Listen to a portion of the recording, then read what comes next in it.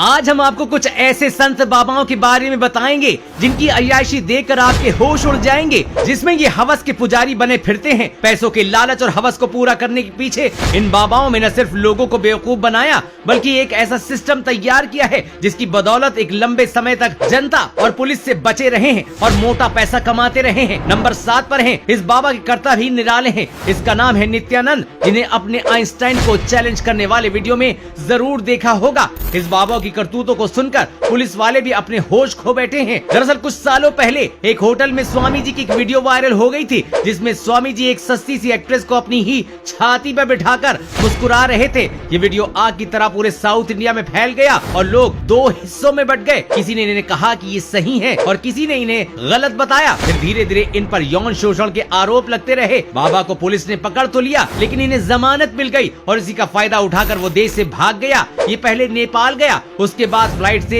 Ecuador पहुंच गया। यहाँ उन्होंने एक आइलैंड भी खरीद लिया और अपना नया देश बनाकर वहाँ की करेंसी भी जारी कर दी। इस देश का नाम उन्होंने कैलाश रखा। फिलहाल ये बाबा कैलाश में ऐश कर रहा है। हमारे देश की पुलिस इसकी करतूतों और अपनी लापरवाही के चलते बदनाम है।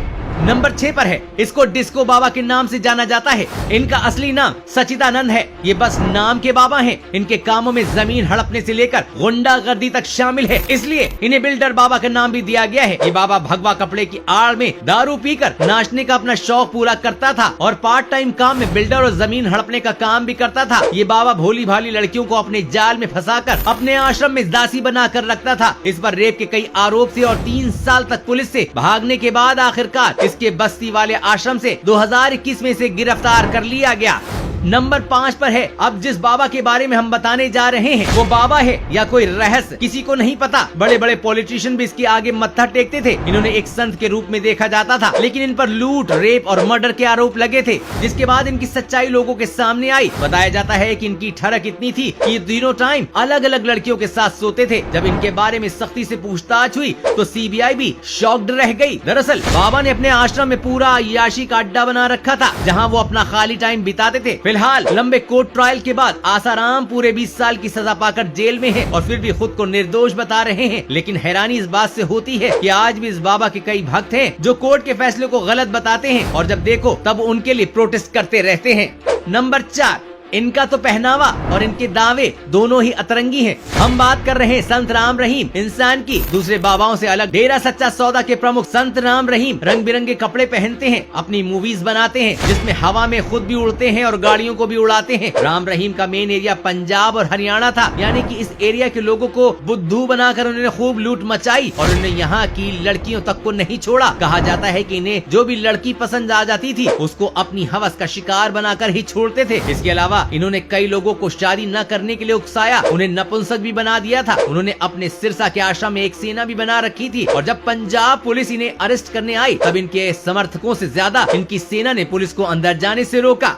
नंबर 3 पर आसाराम के बेटा नारायण स्वामी आते हैं। बाप नंबरी तो बेटा 10 नंबरी की तरह ही नारायण स्वामी भी आसाराम के नक्शे कदम पर है। जिस तरह से आसाराम पर कई संगीन आरोप लगे हुए हैं, उसी तरह से नारायण स्वामी भी हर आरोप अपने ऊपर लगवा चुके हैं। इसके अलावा काले धन को छिपाने, अवैध संपत्ति को रखने और रेप जैसे कई संगीन आरोप लग चुके हैं। यही नहीं, इनकी खुद की पत्नी ने भी इनके खिलाफ शिकायत दर्ज कराई है। इनका कहना है कि नारायण साईं कई सारी महिलाओं के साथ नाजायज संबंध रखते हैं, यानी कि ये कोई संत नहीं बल्कि संत के भेष में खुद बड़े अय्याश हैं, जिन्हें जेल भेजने में ही भलाई है। नंबर 2, इनका नाम है श्रीमद सारथी देव। उड़ीसा में सारथी बाबा भी कहा जाता था। इनके लाखों की संख्या में भक्त थे, लेकिन इनकी सारी पोल पट्टी तब खुल गई जब उड़ीसा के एक लोकल चैनल ने इनका स्टिंग ऑपरेशन कर भांडा फोड़ दिया था। इस चैनल ने इस ढोंगी बाबा को एक लग्जरी होटल में पकड़ा जब ये बहुत कम उम्र की लड़की के साथ रंगरलियां मना रहा था। यहाँ पर ये बाबा टी-शर्ट और पैंट पहन कर बैठा था। बाद में जब पुलिस का प्रेशर बढ़ा तो इसे अरेस्ट कर लिया गया। बाद में इसके और भी भांडे फूटे और लोगों के बीच इसकी सच्चाई पहुंची और ये नाचने गाने वाला बाबा के पर्दाफाश हो गया।